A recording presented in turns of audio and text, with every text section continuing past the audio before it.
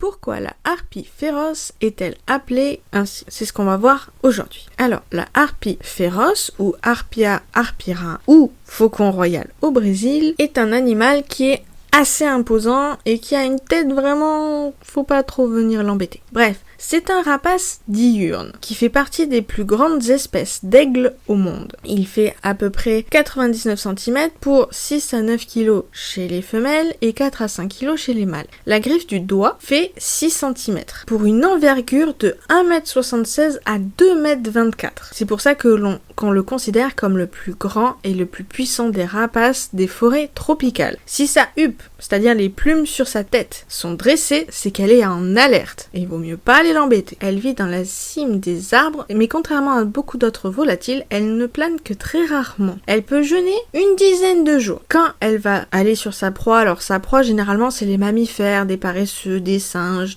araignées, quelques reptiles aussi, des lézards particulièrement, et les perroquets à race. Bref, quand elle chasse sa proie, elle va en dévorer qu'une partie pour pouvoir s'envoler avec le reste. Le reste, sachant qu'elle peut quand même soulever jusqu'à 4 kg.